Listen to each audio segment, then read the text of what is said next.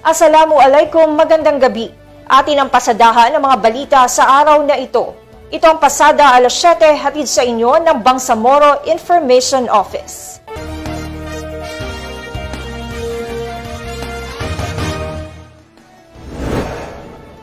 Formal na isinagawa ng Ministry of Agriculture, Fisheries and Agrarian Reform ang kauna-unahang Hybrid Rice Derby Harvest Festival sa Barangay Manungkaling, Mamasapano sa probinsya ng Maguindanao. Ang detalye sa report ni City Fairuds Abdullah. Matapos ang 3 buwang paghihintay, nagbunga na rin ang paghihirap ng mga magsasaka sa Barangay Manungkaling dahil formal na isinagawa ngayong araw ang Hybrid Rice Derby Harvest Festival sa Mamasapano, Maguindanao upang ipakita ang tulong at suporta ng Bangsamoro Government sa mga magsasaka sa rehiyon. Pinangunahan ni MAFAR Minister Dr. Muhammad Yaqub kasama si Assistant Secretary for BARMM Dr. Sailila Abdullah ang ceremonial crop cutting ngayong araw ng Lunes. Kailangan po namin kayong makita at hindi po namin kayo tinitreat as just a farmer na humihingi sa government. We are treating you as partner in development. Kayo po ang partner namin.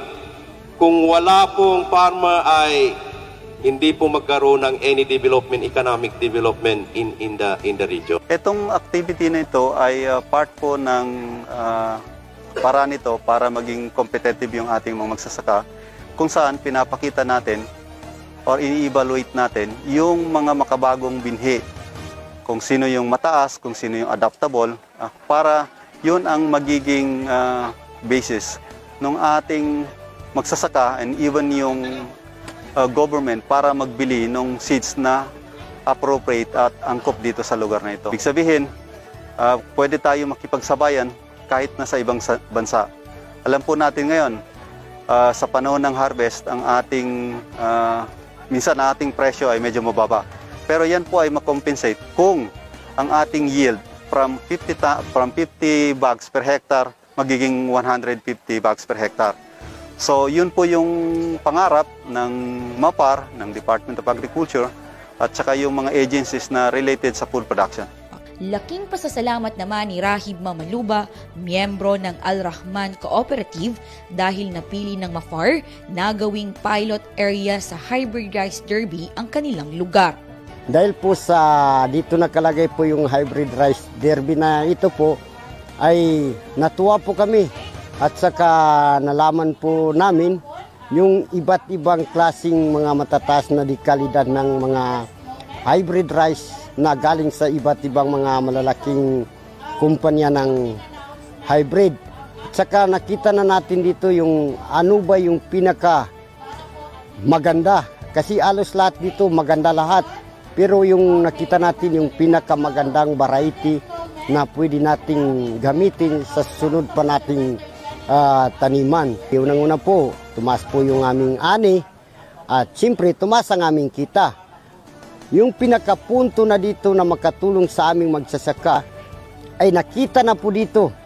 Nalaman na po kung sa aling mga variety na ito ang maaring bilihin po ng ating gobyerno para ipamigay po sa atin. Hindi na po tayo pataka-taka. Yan na po yung pinakamalaking impact po na nakakatulong ngayon ay nalaman po natin kung saan dito sa 13 variety ang maaari nating gamitin. 7 pribadong mga kumpanya naman ang lumahok at nagbigay ng libreng binhi na itinanim sa 10 hektaryang lupa, ngunit 3 lamang dito ang pipiliin at sasailalim sa final assessment.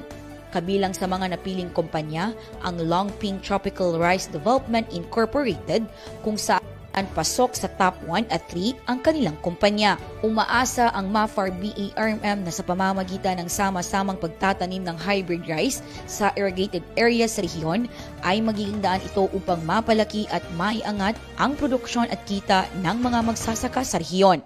Traditional farming po ay iba-iba po doon sa hybrid. Ang hybrid po ay isang technology. So yung nakasanayan natin, meron lang pong kunti natin baguhin. Unang-una po yung land preparation, yung fertilizer application, yung pest and management diseases. So kailangan natin yung i-upgrade para siyempre ma-attend natin yung promise ng hybrid na 7 to 14 metric tons per hectare. Pero yung pagtatanim ng hybrid po ay hindi po yan ganun automatic. Na pag nagtatanim ka ng hybrid, automatic tataas yung ani. So kailangan natin sundin yung protocol. So bawat company po ay may sariling protocol. Pag sinusunod po natin yung protocol ng kumpanya, yung tinuturo ng ating mga technicians, sigurado po na magaganda po yung magiging resulta tulad po ng ginagawa natin ngayon. Okay, sa mga beneficiaries, kailangan natin ituloy ito, no? So whether nandyan si Mapar or wala, kailangan natin magtanim ng hybrid, no?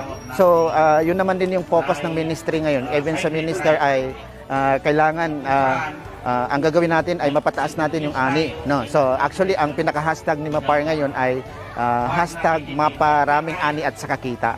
Sa pamamagitan ng mga interbensyon ng MAPAR, katuwang ang mga ahensya na sumusuporta sa mga magsasaka, mas mabibigyan ng pagkakataon ng mga ito na maiangat ang kanilang pamumuhay. Mula dito sa bayan ng Mama Sapano, City Fairuz Abdullah, BIO News.